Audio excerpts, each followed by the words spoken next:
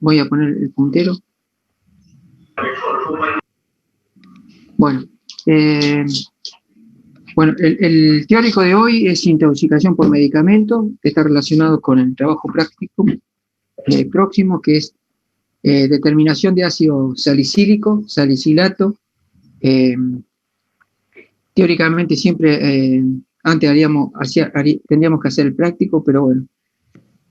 Comenzamos la clase de hoy, entonces, intoxicación por medicamento.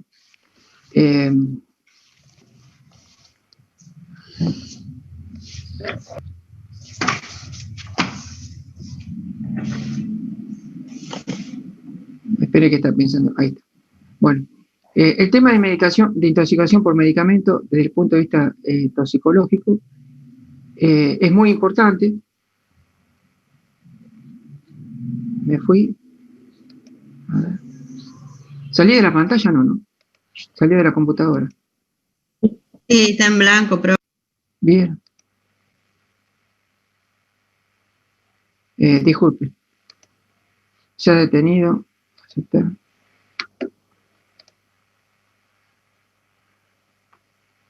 Bueno.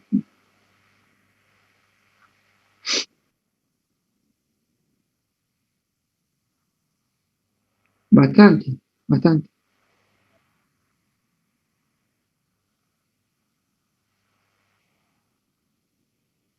Oh. Se cerró la computadora, así que por eso el PowerPoint.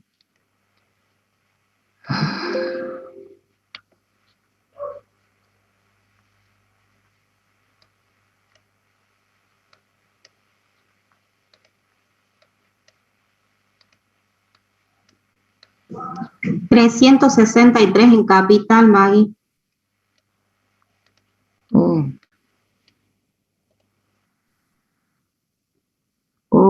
Sí, horrible. ¿Vos estás en Capital, Leiva? Sí. Wow. Sí. Está muy feo, profe, acá. Bueno. Comenzamos. Intoxicación por medicamento, a ver si corresponde, sí. Bueno, como bien ustedes saben, por farmacología, el uso normal de un medicamento es el beneficio. Gracias.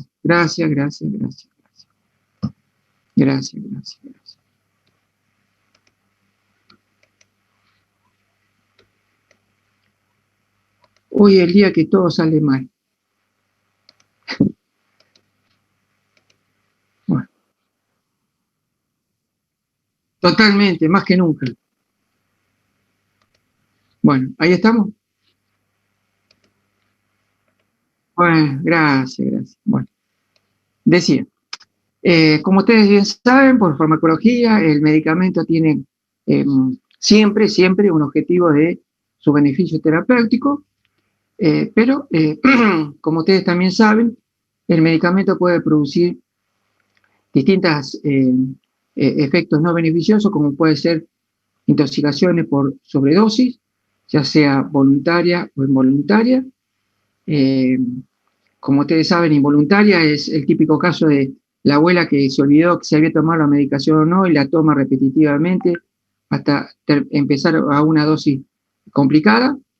Y esto es intoxicación por sobredosis involuntaria. Y después la voluntaria, la que tiene intención de suicidarse y toma una determinada cantidad de medicamento. Después el otro tema es los accidentes terapéuticos relacionados específicamente con la hipersensibilidad, por ejemplo, y por ejemplo con los antibióticos, la penicilina o algunos de ellos, y el otro es las asociaciones que pueden existir entre distintos medicamentos que uno no conoce y después puede tener un efecto adverso complicado. Por ejemplo, tomo 2 o 3 medicamentos y entre ellos hay una asociación del efecto sedante y por lo tanto me genera una complicación, ya sea al manejar, al trabajar, etcétera. En todo el mundo, y particularmente en Argentina, y particularmente en algunas provincias, hay un problema de los medicamentos y las internaciones o el mal uso. Este es Ustedes, como bien ustedes saben, la Argentina es un país que, digamos, está flojo de papeles. No hay una estadística en la parte de salud, es un desastre, pero un desastre, porque o no hay, o en algunas situaciones, de determinadas situaciones clínicas, se manejan los números, como bien ustedes saben, en alguna situación de COVID, situación de dengue, etcétera, etcétera. Pero volviendo al tema, hay un tema del mal uso del medicamento, y cuando decía en la Argentina y particularmente en La Rioja, porque en algunas provincias, no sé si ustedes sabían, ir a comprar un antibiótico está prohibido. Si no tiene una receta médica, no se lo venden, por más que le suplique. Y en otras provincias como esta, comprar un antibiótico es como comprar una aspirina. A eso hago referencia. Sigamos. ¿Qué factores hacen de que se puedan producir intoxicaciones por alimentos, perdón, por medicamentos? Uno es porque hay una gran cantidad de preparados farmacéuticos. Por ejemplo, por decir un ejemplo, la aspirina está en un montonazo de medicamentos de distintas formas y laboratorios farmacéuticos. Después el otro tema es, estoy hablando de por qué nos podemos intoxicar, ¿no? Porque es fácil acceder. ¿Y por qué es fácil acceder? Porque, bueno, uno tiene una gran disponibilidad de distintos preparados farmacéuticos, porque también es muy fácil de conseguirlos, no solamente los de venta libre, hay algunas farmacias que responsablemente, inclusive los que son bajo receta archivada, los venden por derecha, por izquierda, por arriba, por abajo. El tercero, porque hay una moda generalizada en su uso. Como ustedes bien saben, ciertos programas de televisión exclusivamente, si ustedes se ponen a ver, no sé si los sábados o los domingos, es exclusivamente publicidad de laboratorio. Y en esa publicidad de laboratorio nos venden muchas veces que tal medicamento nos soluciona determinada situación clínica y muchas veces no es así, pero eso impacta en que el boca a boca nosotros le transmitimos a la vecina, a la tía, a la abuela, ¿por qué no probás con tal medicamento? Porque vi la televisión y parece que es muy bueno. Después hay una falta de conciencia, y esto es muy importante, que pensamos que tomar un medicamento o cualquier medicamento no pasa nada malo. O sea, no hay una conciencia, a menos que uno esté relacionado con la farmacología, no hay una conciencia de que todo medicamento puede generar una complicación en el cuerpo.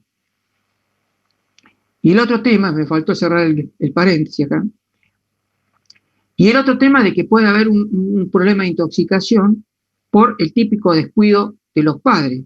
Es decir, el bebé encontró la aspirineta, que eran un color muy bonito y particularmente eran muy ricas, y la empieza a tomar una tras otra sin saber que es un medicamento.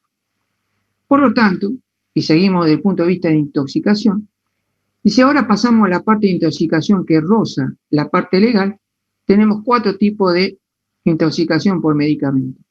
Uno son las intoxicaciones accidentales, como mencionaba anteriormente, la abuela que se olvida de si tomó el medicamento o no. Las intoxicaciones suicidas, los envenenamientos criminales, o en algunos países, algunas provincias de Estados Unidos, como todos conocemos, el tema de la pena capital, donde también a través de una determinada medicación se utiliza para realizar una intoxicación mortal. La investigación de los medicamentos, la investigación puede realizarse como en 2 grandes grupos, esto como información general, o al laboratorio nos puede llegar una parte del organismo, de una víscera, entonces nosotros tendríamos que realizar todo lo que vieron ustedes en el primer seminario, la extracción, purificación, todo eso, y una identificación. Obviamente que tenemos que estar como bioquímicos orientados a qué vamos a buscar, porque no es que busquemos cualquier cosa y serían infinitos, ¿no? La posibilidad de encontrar una sustancia tóxica. Entonces tendríamos que, a través de una muestra que nos llega de material de tejido, tendríamos que tener una orientación para saber qué grupo de sustancia química podríamos buscar. Y el otro tema, como más general, nos llega una muestra de sangre y también con una cierta orientación que nos pide el médico, que nos pide determinar y a través de esa muestra de sangre, por distintas metodologías, realizar la identificación y cuantificación de la sustancia del medicamento. Dentro de las intoxicaciones por medicamento, es solamente una información de los libros. Quiero decir que lo que les voy a mostrar acá no es que está basado en la estadística de Argentina, cuáles son los medicamentos más importantes o que más frecuentemente generan intoxicación. Repito, esto es solamente a los fines teóricos, porque, repito, no hay información, desgraciadamente. Entonces, dentro de las intoxicaciones, como en el mundo, podríamos decir, los que están en el primer grupo, como tal vez los más frecuentes, son los antitérmicos y analgésicos, entre ellos el ácido acetilsalicílico, todo lo relacionado con la aspirina, la familia de la aspirina, y el paracetamol. Y después tenemos otros grupos menos frecuentes, que son los psicotrópicos, entre ellos tenemos los ansiolíticos, antidepresivos hipnóticos, antipsicóticos, y menos probable, los beta-bloqueantes y la dioxina. Entonces vamos a ver brevemente todos estos grupos, en particular los que son más frecuentes desde el punto de vista bioquímico. Y empezamos con los salicilatos. Cuando hablamos de salicilato, estamos hablando de la familia del ácido acetilsalicílico, que se abrevia así, o conocido comúnmente como la aspirina. Este número de 15 preparados hoy está desactualizado, y un montonazo de preparados farmacéuticos que tienen todas distintas formulaciones con aspirina, distintas concentraciones, fórmulas farmacéuticas. La aspirina, desde el punto de vista del mecanismo de acción, como ustedes saben, por farmacología 1, por farmacología general, en la membrana de los fosfolípidos tenemos ácido graso omega 3, que son buenos, que son antiinflamatorios, y tenemos ácido graso omega 6, como el ácido araquidónico, que no son antiinflamatorios, sino por el contrario son proinflamatorios, y que este ácido araquidónico, repito, que está en los fosfolípidos de las membranas, cuando llega un estímulo salen, se liberan de las colitas de los fosfolípidos, y si lo actúan una enzima, que es la COX-1, generan estas prostaglandinas, que están asociadas con la función renal y función plaquetaria, y si actúa la COX-2, puede generar otras prostaglandinas relacionadas con la fiebre y la inflamación. Y lo que nos dice acá es que la aspirina, los analgésicos no esteroideos, produce un bloqueo de ambas COX, la que siempre existen, la constitutiva y la que aparece según la situación patológica. En definitiva, si uno toma una aspirina, se bloquea estas dos enzimas y consecuentemente la prostaglandina, que genera todo el cuadro de inflamación, fiebre y agregaciones plaquetarias. ¿Cuál es la farmacocinética de la aspirina? Yo la misma farmacología, se absorbe por vía oral, se administra por vía oral, se asocia en el estómago y todo duodeno, se circula en gran mayoría viajando con las proteínas. Cuando llega al hígado, el primer paso es importante por hidrólisis, se metaboliza, tiene una disponibilidad muy buena, el 80%, o sea que no presenta gran problema cuando se incorpora a nuestro organismo. Desde el punto de vista metabólico, que decíamos recién, cuando incorporamos el ácido acetilsalicílico, llega al hígado y pasa al ácido salicílico, y este ácido salicílico se puede excretar sin cambio, como dice acá, menos del 10%, pero el gran porcentaje es que se conjuga con distintos glucurónicos o glicina, o se oxida. Dicho de otra manera, es fase 1 y esto es fase 2. Y en definitiva, lo que se dice acá abajo, los distintos metabolitos que se eliminan consecuencia de haber tomado una aspirina. Como ven acá, el ácido salicilúrico es el metabolito más importante después de haber tomado una aspirina. ¿Por qué altas dosis de salicilato producen efectos tóxicos? Porque existen distintos mecanismos. Por ejemplo, produce efectos dentro de la célula porque interrumpe la glucosa y el metabolismo de los ácidos grasos. En definitiva, lo que produce es una acidosis metabólica. También el exceso de salicilato, recordemos que es un ácido que incorpora a nuestro cuerpo, puede producir un estímulo, una estimulación en el centro respiratorio y consecuentemente una alcalosis respiratoria. Produce también a nivel de las células un desacople de la fosforilación oxidativa, lo que lleva a producir temperatura elevada. Esto es como muy paradójico, porque uno podría pensar que si yo consumí mucha aspirina tendría que bajar la temperatura, la lógica o lo que podría uno pensar. Pero en realidad la intoxicación por aspirina produce un aumento de la temperatura por un desacople de la fosforilación oxidativa. Y por un mecanismo hasta ahora desconocido, puede también producir, por supuesto, según la dosis, complicaciones muy graves como edema cerebral o edema pulmonar y, por supuesto, la alteración de la función plaquetaria. Como ustedes también saben, según la dosis es la concentración plasmática y según la concentración plasmática es el uso terapéutico.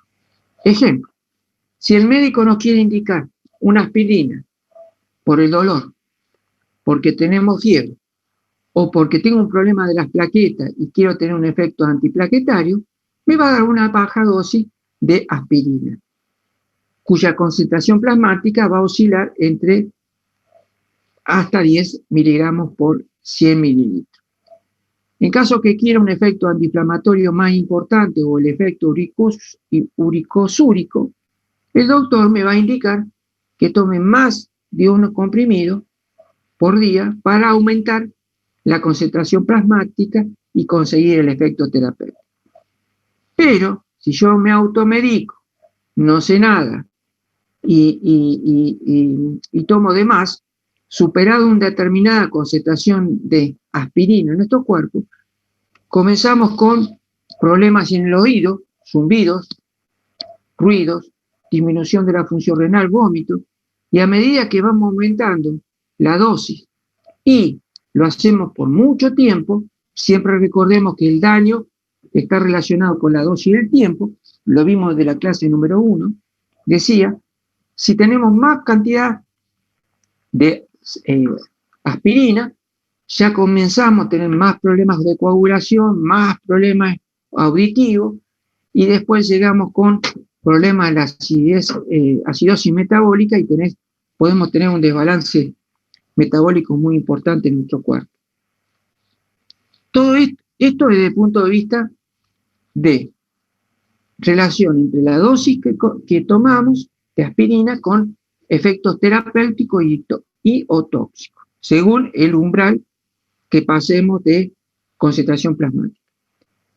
Desde el punto de vista clínico, se ha clasificado la intoxicación de aspirina en 3 grupos de situaciones clínicas, llamadas síndrome neurológico, otro es síndrome metabólico y otro es síndrome hemorrágico. Dicho así, para que lo asocien, estamos hablando de que hay una situación clínica relacionada con la parte neurológica, otra con la parte metabólica y otra con la parte hemorrágica. Primero, la parte neurológica. ¿Qué produce?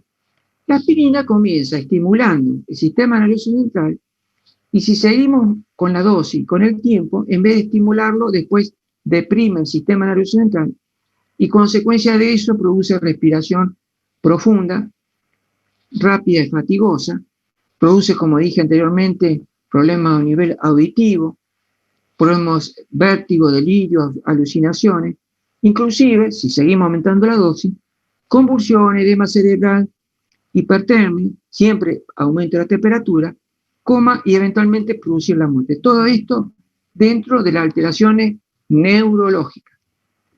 Desde el punto de vista metabólico, dijimos que al principio hay estimulación y después depresión, entonces podemos, al estimular, la persona está hiperventilada, hay una alcalosis respiratoria, se compensa con una pérdida de bicarbonato por parte del riñón, y ahí empieza a producirse después una acidosis respiratoria, una acidosis metabólica, se va complicando cada vez más hasta llegar a un punto de una hipoglucemia.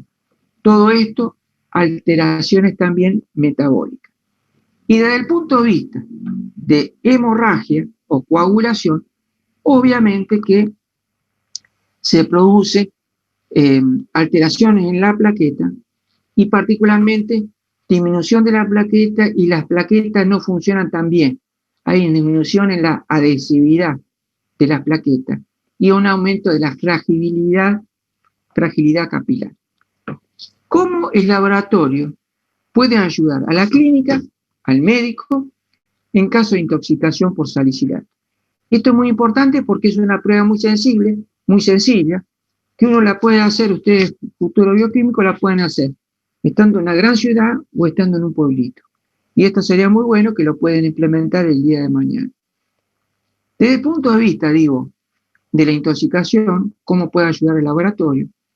Puede ayudar con una de las pruebas clave, es medir el ácido acetilsalicílico, la aspirina, en sangre. Y para esto es importante también tener a mano, correlacionarlo con un gráfico llamado normograma de Don. Este normograma de Don, que ahora se los voy a presentar, es útil si tenemos una ingesta, si la ingesta es única. ¿Cómo? Y claro, por ejemplo, nos llega un paciente, un bebé o un niño, cuya madre dice, me di cuenta en un ratito que mi hijo me vació 2 tiras de aspirineta, 2 tiras. Entonces hay una sola ingesta asociada con la intoxicación. ¿Correcto? De eso estoy hablando. Como valor aislado, tiene valor de pronóstico de intoxicación. Quiero decir, uno con este valor que nos da el hemograma de Don, podemos pronosticar cómo va a evolucionar la intoxicación. Pero no tiene un valor de diagnóstico, no un valor de qué está más grave o menos grave, sino es un pronóstico, pero no diagnóstico. Entonces, conclusión, si llega un paciente que tiene una intoxicación aguda, como le comenté recién, una sola dosis, se utiliza el normograma de Don. Si es una intoxicación crónica, porque la persona tomó repetitivamente dosis alta por mucho tiempo, entonces solamente el normograma no nos sirve y ahí vamos a informar al médico solamente el valor del ácido acetilsalicílico, de la aspirina en sangre. Sigamos. ¿Cómo es el normograma de Don? Los resultados se evalúan de la siguiente manera. Dicho de otra manera, vamos a ver lo que yo siempre le digo, tenemos un gráfico, miramos en el eje de la Y y en el eje de las X. En el eje de las Y dice salicilemia, o sea, la cantidad de miligramos por ciento de sangre de la aspirina en sangre, dije, y esto es el tiempo transcurrido después de la ingesta. Recordemos que esto es una sola ingesta. Entonces llega la madre con su bebé, con su niño, y dice, yo calculo que cuando no me di cuenta y mi hijo tomó esto pasó hace 4 horas, y etcétera, etcétera. Entonces lo que se hace, es importante recordar que la cifra de ácido de salicilato sérico puede seguir aumentando durante 6 horas o 10 horas post ingesta debido a la absorción intestinal, ¿no es cierto? Entonces esto tenemos que tener en cuenta. Pero básicamente lo que se puede hacer es hacer 2 determinaciones a distintos tiempos y con esas 2 determinaciones, 2 puntos, construimos una recta, esto es matemática, y si esa recta estamos dentro de alguna de estas zonas, repito, con dos determinaciones, construimos una recta, y si esa recta está en alguna de estas zonas, podemos saber si esa persona está teniendo una intoxicación asintomática, si está en esta zona, si en esta zona sería una intoxicación leve, si estamos en esta franja, una intoxicación moderada, y si estamos en esta franja, una intoxicación grave. Así que repito, esto nos permite a nosotros tener una idea del pronóstico a través de estos datos, pero no de diagnóstico. Otro de los test, uno dijimos salicilemia, el otro es medir los salicilatos, pero en orina. Y ahí tenemos, que después lo van a tener en la guía, hay dos tests que son muy simples, que cualquiera lo puede hacer. Uno es un test cualitativo, rápido, si se quiere, y uno es un test mucho más específico y cuantitativo, más sensible. Uno es el test de cloruro férrico y el otro es el test de Trinker. Entonces, la otra alternativa bioquímica para ayudar al médico es salicilato en la orina, después la glucemia, y después, por supuesto, si el laboratorio está más o menos bien equipado, se puede hacer un estudio del ácido base y de los gases en sangre, para saber si el paciente empezó con una acidosis severa. Después se puede hacer prueba de la función hepática para saber si esa concentración o esa dosis ya comenzó a alterar el hígado.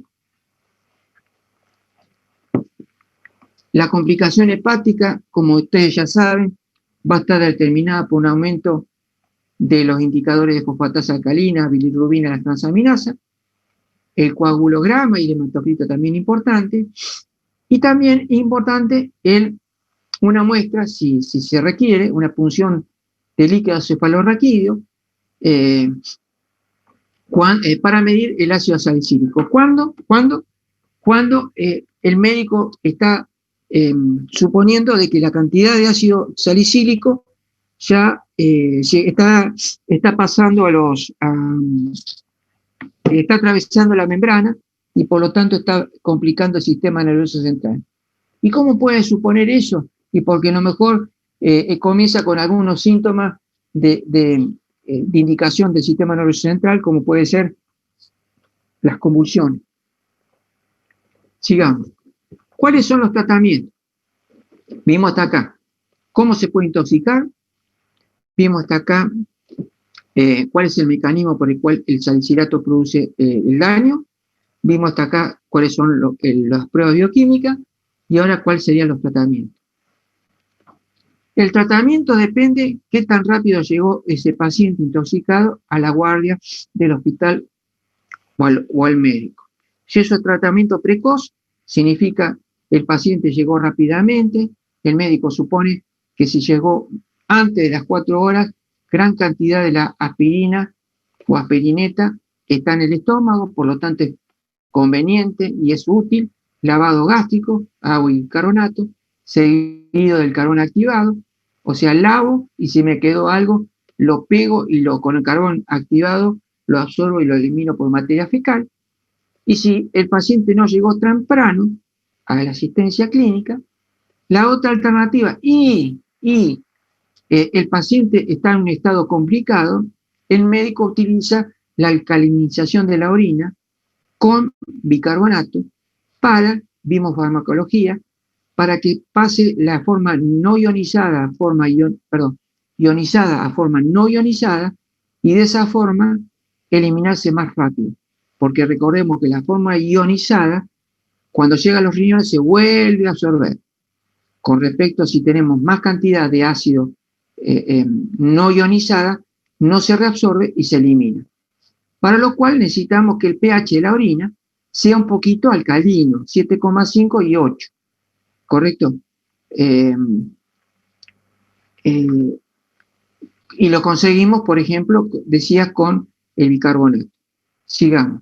Esto es lo que vimos en farmacología, que si tenemos el pH relativamente ácido, la aspirina vamos a tener un cierto equilibrio entre el ácido que está ionizado y el no ionizado, y esta forma es la que se ioniza, pero si alcalinizamos, hay un desplazamiento neto, ¿correcto?, de la forma de la orina para tener mayor concentración de la forma ionizada, no sé si lo dije al revés, de la forma ionizada, el desplazamiento, y la forma no ionizada es la que va a permitir no absorberse y eliminarse por orina. Otra de las alternativas que le dije recién es el carbón activado, las pastillas de carbono, que funcionan para muchos medicamentos, como vimos en las primeras clases, entre ellos los salicilatos, o sea que es útil. Bueno, y después la otra alternativa es recurrir a todos los otros síntomas que tiene el paciente que está intoxicado. Por ejemplo, corregir si tiene un balance ácido-base que está desbalanceado, el médico lo corrige, o si tiene problemas respiratorios le agrega oxigenoterapia, y si es muy, muy grave la complicación, directamente se hace una diálisis. ¿En qué caso o en qué situación corresponde una hemodiálisis? Por supuesto. Gracias. Gracias. Bueno, gracias. Entonces, cuando son hemodiálisis, cuando son casos clínicos complicados, es decir, cuando los niveles son grandes y cuando clínicamente está mal, cuando el médico detecta que hay una acidosis grave, insuficiencia renal, edema pulmonar, edema grave, edema cerebral, o sea, situaciones bien complicadas. Bueno, cortamos y empezamos de nuevo. Perdón, seguimos.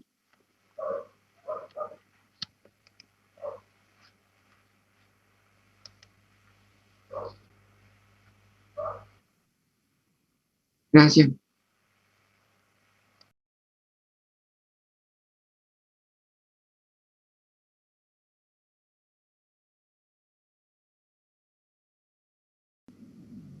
Listo. Bueno, sigamos.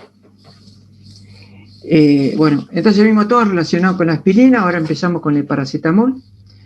Como ustedes también saben, por farmacología, que el paracetamol es bueno si uno tiene un dolor, si uno tiene fiebre, pero si uno no tiene problema inflamatorio, es mejor tomar otra cosa porque tiene bajo poder antiinflamatorio.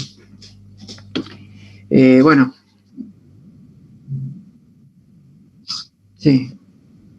Sí.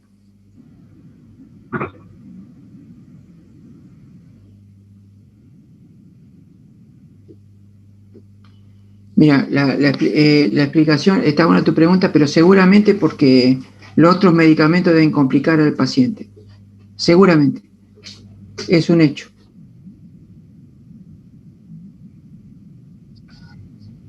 Sí. Sí, debe haber, lo voy a buscar, te debo la pregunta para la próxima porque la tendría que saber. La próxima te la cuento. Bueno, después dentro de esta familia, a lo mejor el que tiene bebé, en algún momento ha utilizado supositorio de Causalón a los bebés porque le permite bajar la temperatura y porque los supositorios es algo muy práctico para los bebés. Pero bueno, ese es un tema menor. El Temofren también, jarabe en gotas, también se utiliza en los bebés para bajar la fiebre. Recordemos que la Novalgina es tan famosa y conocida en Argentina, en otros países, y en Argentina no es recomendable, ¿no? No es recomendable la Novalgina. Bueno, ¿cómo utiliza el paracetamol? Como ustedes bien saben, el paracetamol tiene un mecanismo parecido a la aspirina, en el sentido que tiene una acción sobre la ciclooxigenasa, y de esa forma, y esa es la ventana que está reflejando, y de esa forma disminuye, los niveles de las prostaglandinas. Y por supuesto, reduce, como dijimos, la fiebre y fiebre y dolor. Recordemos que no tiene un buen efecto sobre la inflamación. Entonces, volvemos a este punto, donde el efecto del paracetamol también está relacionado con la ciclooxigenasa, que actúa sobre el ácido araquidónico. El ácido araquidónico con esta enzima produce prostaglandina, y si tomamos paracetamol, bloquea esta enzima y consecuentemente la prostaglandina, y consecuentemente disminuye nuestro dolor y disminuye nuestra fiebre. Sigamos. El paracetamol se absorbe por vía digestiva, igual que el anterior. Tiene un pico entre 40 a media hora o una hora. Esto es importante para saber, bueno, tomé el paracetamol, cuánto tiempo comienzo a bajar la fiebre, etcétera, etcétera. Es en media hora, una hora. Y después lo que dice acá, que en sobredosis la mayor parte del paracetamol se absorbe a las 2 horas, obviamente porque hay una lentitud en absorberse. Y el pico, recién a las 4 horas se alcanza el pico. Puede atravesar, esto es importante, sobre todo si la mujer está embarazada, puede atravesar la placenta y la barrera hematocefálica. Esto es un poquito ya lo que vimos en farmacología, donde el paracetamol, sin metabolizarse, el 5% se elimina como viene, y la mayoría del paracetamol se oxida, actúa el citocromo P450 o se conjuga, pero lo más importante de esto es que la acción del citocromo P450 produce un metabolito, y este metabolito no tiene efecto tóxico, no pasa nada si tomamos una dosis terapéutica, porque este metabolito se conjuga con glutatión. El problema es cuando tomamos más de lo que tenemos que tomar y el glutatión no nos alcanza para conjugarse metabolito, y el metabolito produce un efecto sobre el hepatocito y produce hepatotoxicidad.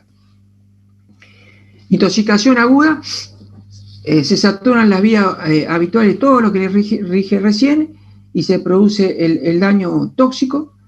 Lo que dice acá, recordar que el daño particularmente del paracetamol es el hígado.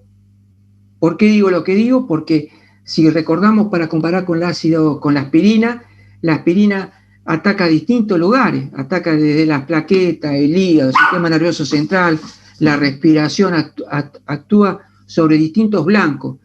El paracetamol en particular actúa en el hígado. Manifestaciones clínicas y el laboratorio. Bueno, después de haber incorporado a nuestro cuerpo una intoxicación aguda, una dosis en exceso, tenemos, a medida que transcurre el tiempo, van a haber alteraciones clínicas y de laboratorio. Por ejemplo, empezamos a sentir náuseas, vómito. A medida que vaya pasando el día, 1 o 2 días, ya comienzan las transaminasas a aumentarse. La fosfatasa alcalina un poco, quiere decir que son como más sensibles las transaminasas que la fosfatasa. La bilirrubina aumenta despacio y en menor proporción que la enzima, es decir, dicho de otra manera, el mejor marcador son las transaminasas más que la fosfatasa y la bilirrubina, y aumenta, por supuesto, el tiempo de protrombina por la lesión en el hepatocito.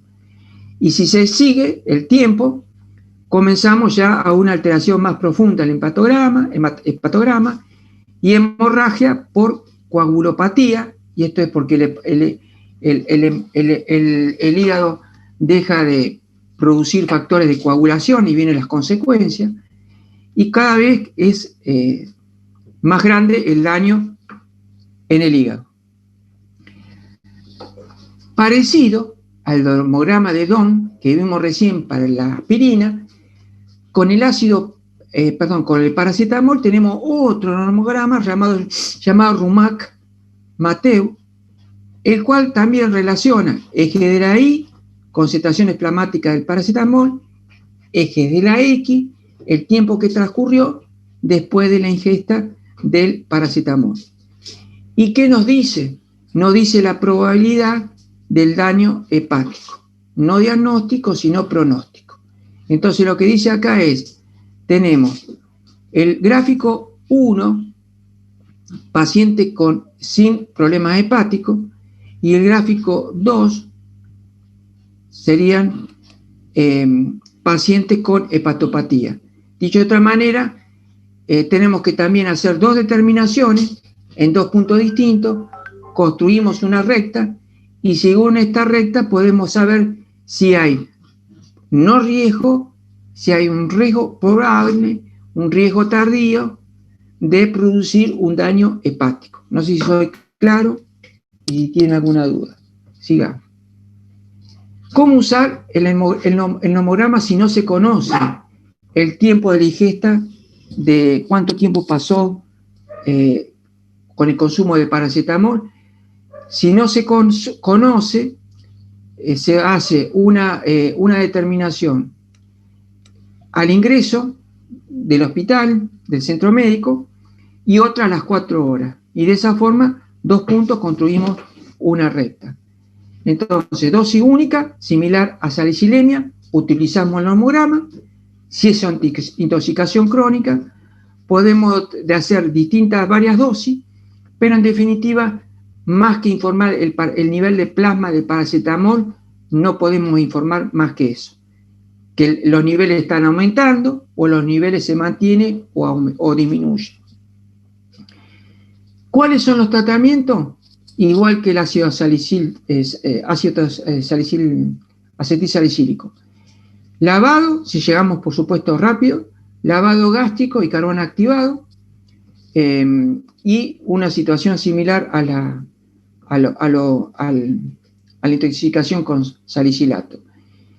El paracetamol, a diferencia del anterior, tenemos un antídoto específico, como lo vimos en farmacología, la N-acetilcisteína.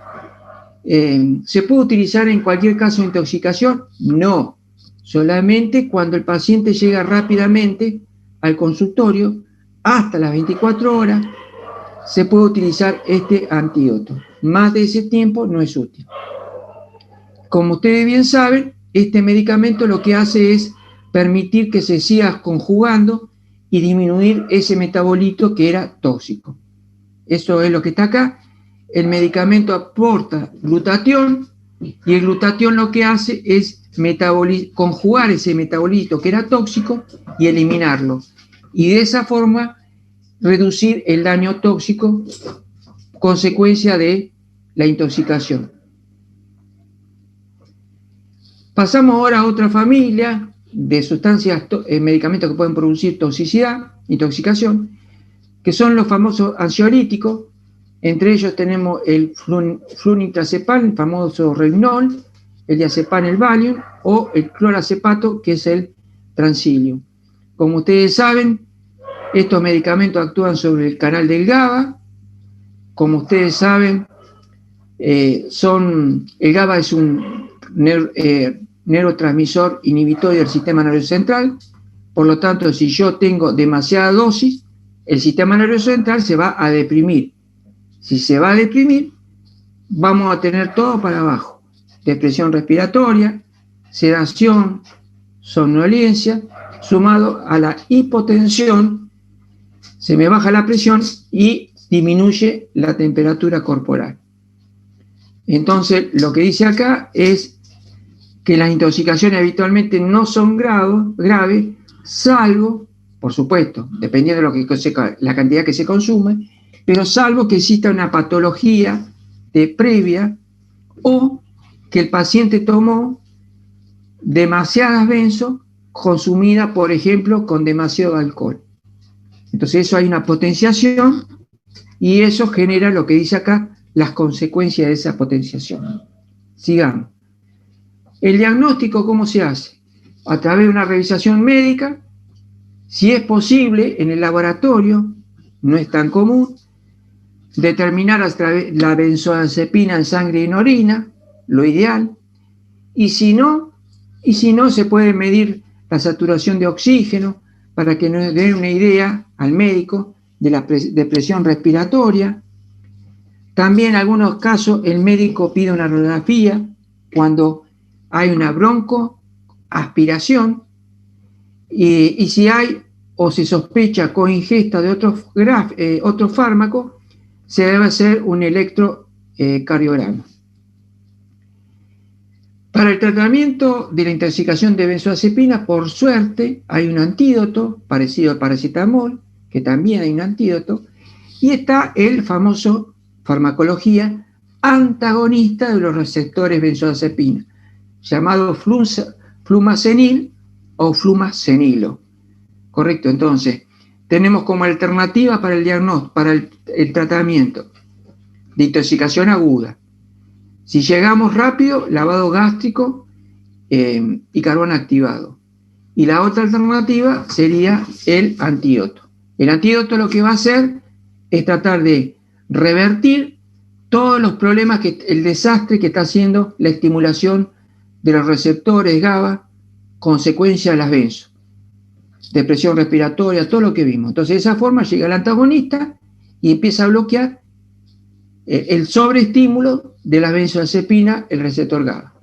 Después, y ya vamos terminando el teórico, la otra alternativa de intoxicación por medicamentos, tenemos el grupo de los antidepresivos, tenemos los tricíclicos, los IMAOs, y los que más se utilizan son los inhibidores de la recaptación de serotonina. Estos son algunos de los tricíclicos que se utilizan. Esto es farmacología, para qué se utilizan los antidepresivos, después lo ven. Esto es farmacología, que a través de este mecanismo de acción se produce el efecto antidepresivo y a través de estos mecanismos de acción se producen los efectos adversos. Motivo por el cual, como bien sabemos, tomamos un antidepresivo, pero podemos tener un efecto antidepresivo y también efectos adversos. ¿De qué depende? De cada persona. Esto es el mecanismo de acción. Esto es farmacología. Después lo ven en otra situación. Y los antidepresivos tricíclicos tienen una enorme trascendencia terapéutica y sobre todo en las intoxicaciones, los tricíclicos, porque puede generar muchas complicaciones, particularmente si hay una automedicación. El tema del valor del nivel plasmático del antidepresivo está bastante limitado. ¿Por qué? Y porque no todos los laboratorios pueden hacer un diagnóstico rápido de cuantificación. Sería un HPLC, etcétera, etcétera, que un laboratorio común y menos un laboratorio de urgencia lo va a tener. Entonces, lo que se hace es utilizar otras alternativas terapéuticas, otras alternativas para diagnosticar las consecuencias, para el diagnóstico, como es electrocardiograma, que nos da una idea de la toxicidad, el daño que está haciendo los antidepresivos tricíclicos sobre la parte cardíaca. También hay complicaciones sobre el sistema nervioso central, somnolencia, agitación, convulsiones, y sobre el sistema respiratorio. Dicho de otra manera, lo que estamos diciendo es que el laboratorio con intoxicación con antidepresivos tricíclicos puede ayudar muy poco. El médico se guía por electrocardiograma y por la parte de la evaluación clínica, y eso fue diagnóstico. Y para el tratamiento, ahí recurrimos a lo mismo: lavado y carbón activado si se llega rápido, y en algunos casos se puede utilizar bicarbonato de sodio cuando hay un problema de alteraciones del ácido, de alteración del equilibrio ácido-base. En caso de arritmia, se utiliza bicarbonato para corregir la arritmia y la lidocaína, y en caso de convulsiones, bicarbonato también, y además las benzodiazepinas, que como ustedes saben son útiles como fármaco anticonvulsivante. Después tenemos los otros antidepresivos que no son tan comunes, que son los inhibidores de la MAO. Los inhibidores de la MAO pueden producir todas estas consecuencias, la intoxicación, y esto también lo vimos, que una persona que está medicada y toma adecuadamente y correctamente el antidepresivo IMAO, pero no tuvo la precaución porque el médico no le dijo que no tenía que comer algún tipo de queso o de vinos que tienen gran cantidad de aminas, de tiramina, y esto puede generar un aumento de la presión arterial y de alguna forma una intoxicación o efecto adverso. También en caso de intoxicación por IMAO, carbón activado, y después si hay hipertensión o hipotensión, como dice acá, el tratamiento es diferente. Y después tenemos los barbitúricos.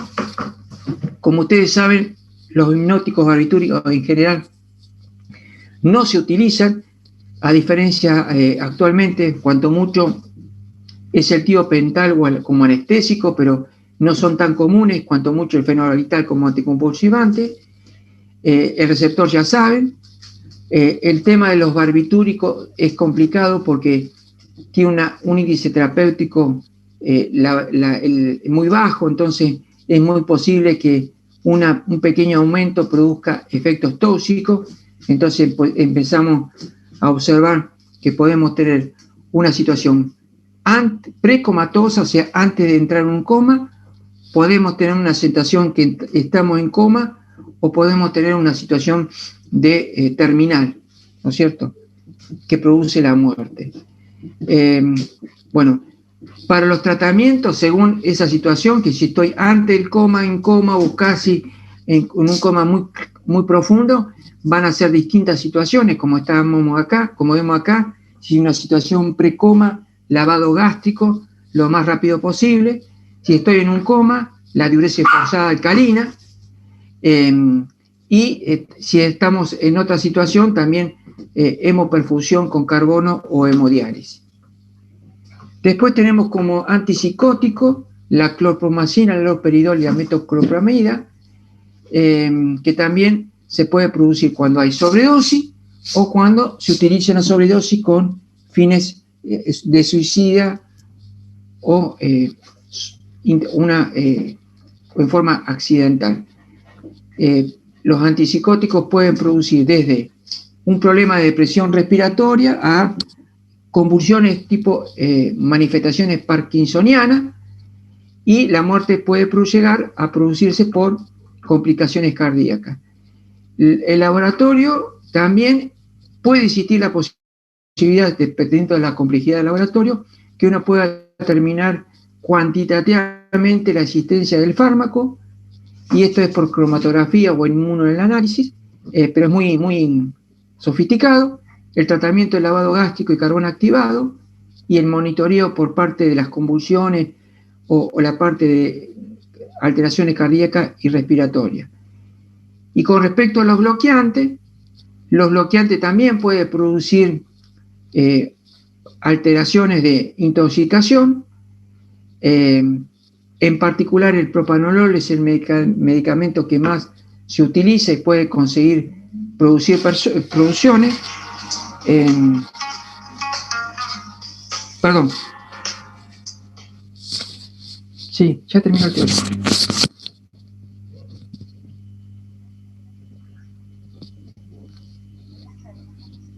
Sí. Listo. Está dando el teórico. Sí, ya.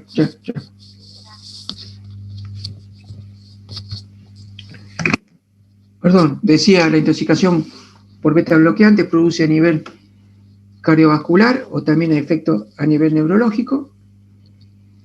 Y bueno, el tratamiento es similar, si es rápido, de contaminación carbón activado, y si no, se asiste a la parte de los síntomas clínicos que tengan.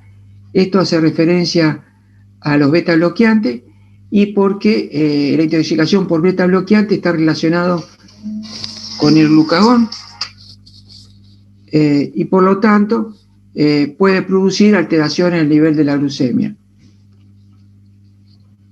Después tenemos la digoxina, que nosotros la digoxina la habíamos visto, que tiene un índice terapéutico complicado, por lo tanto puede ocurrir intoxicación. Por lo tanto, este es el mecanismo, para refrescar el mecanismo de acción de la digoxina.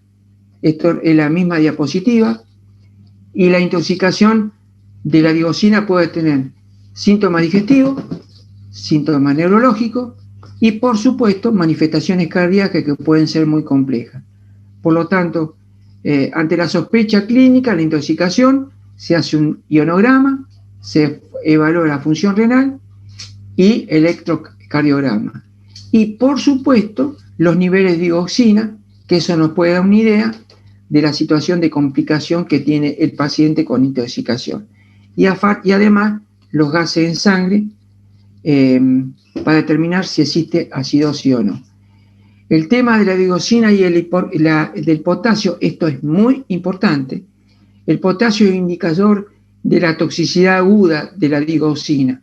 Quiero decir, midiendo el potasio, la mayoría de los laboratorios lo pueden hacer, nos va a indicar si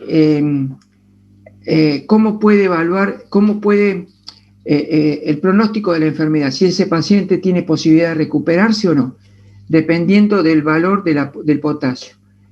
Fíjense, si el valor no es tan alto, gran porcentaje de recuperación. Si el valor supera el 5 miliequivalente por ciento, tiene una mitad de la recuperación, y si tiene un valor alto de potasio, la posibilidad es bastante complicada y no hay tratamiento. Bueno, esto fue todo. Dejamos acá. La próxima clase va a ser plaguicida, intoxicación por plaguicida y drogas de abuso. ¿Alguna pregunta, por favor?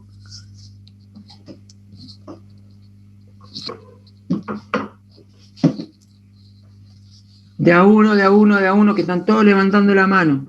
Salud. Profe, Salud.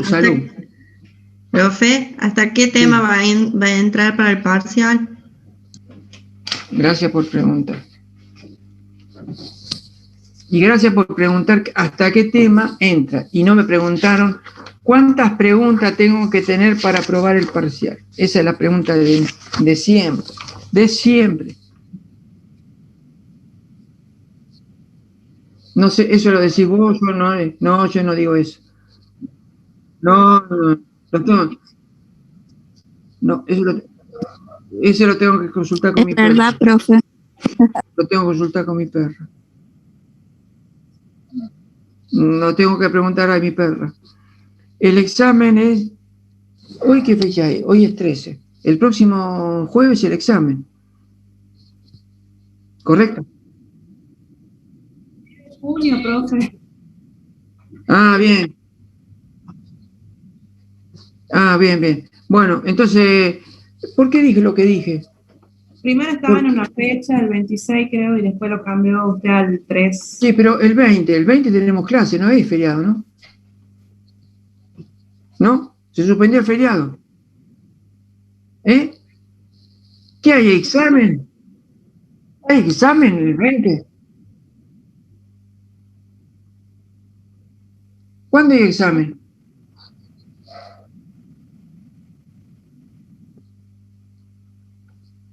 Bueno, vamos a hacer así. Vamos a hacer así. Me parece que el 20, que no hay teórico, que no había teórico, era... Déjame hablar. Me parece que el 20... en mi casa nadie me deja hablar, ni los perros. El 20, me parece que... No, dijo que tengo que dar teórico. No le entendí el idioma. El 20 más que seguro va a haber clase. Pero después, hablando en serio, le aviso a Maggie y ustedes se comunican. Porque sería lo ideal, para así no nos atrasamos. No, la fecha no la... ¿Perdón? Como buen riojano, digamos, por el Día de Rioja.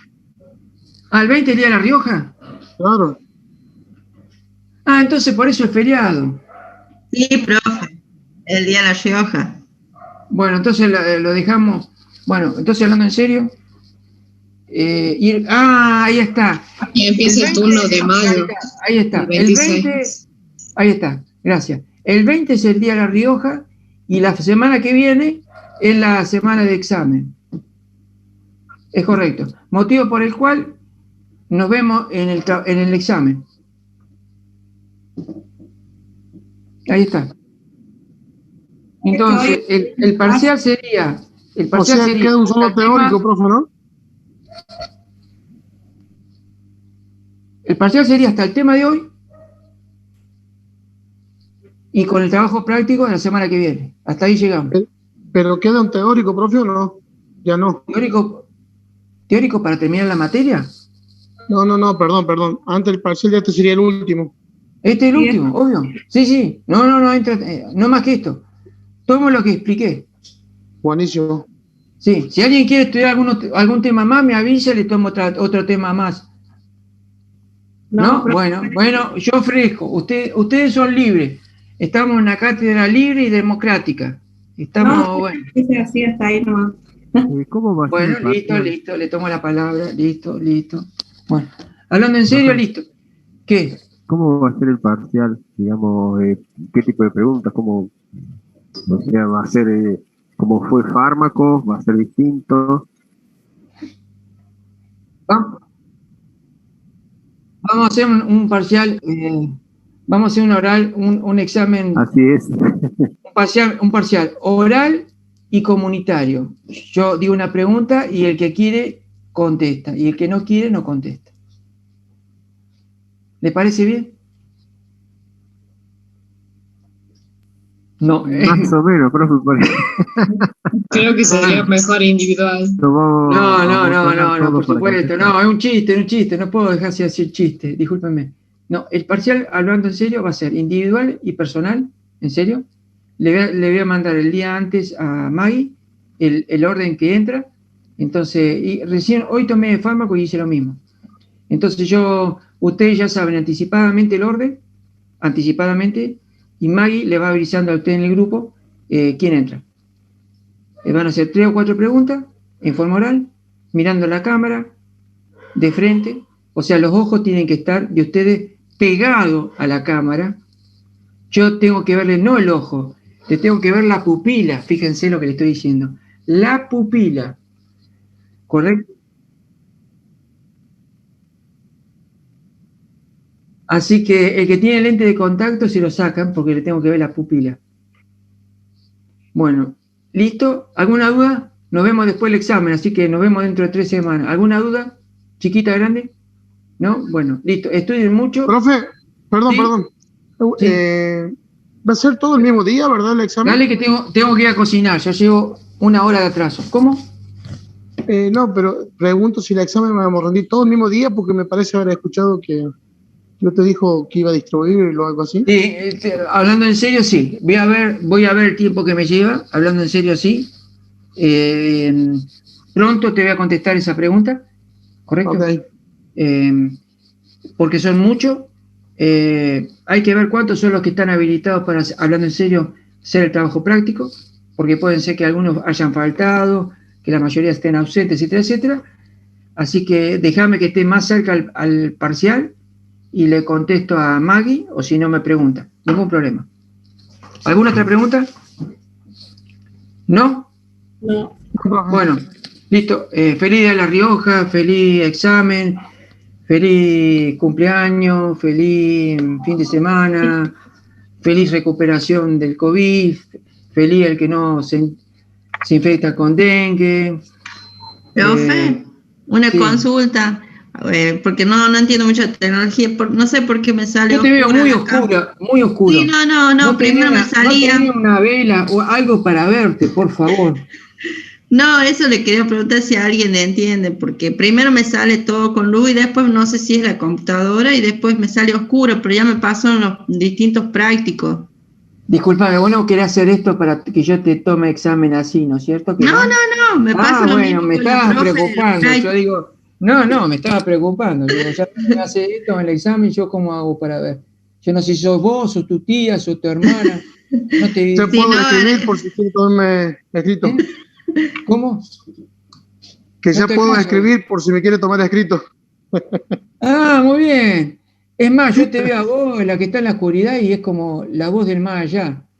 Veo unas películas de terror parecidas a esta imagen. No, profe, entonces tendré que consultar con algún chico que sepa de sistema, porque no sé por qué me sale así. Y si no, habla con Edelar.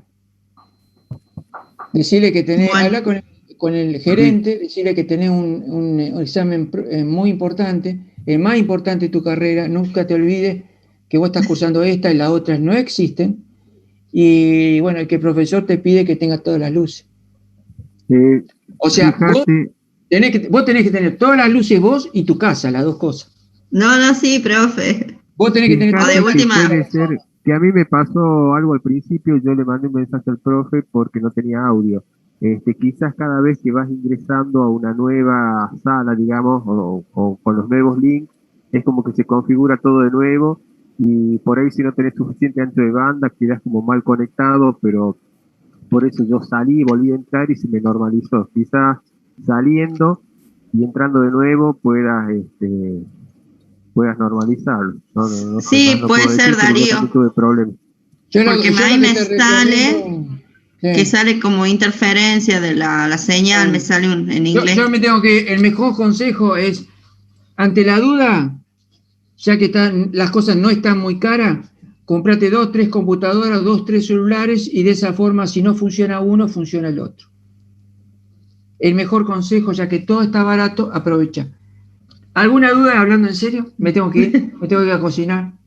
Todos me están reclamando. Nada más, profe. 2 minutos para comer o 2 minutos para cocinar o para que se corte. Bueno, listo. Bueno, buen fin de semana. Ya se cansaron de escucharme hablar pavada. Yo también me cansé de hablar pavada.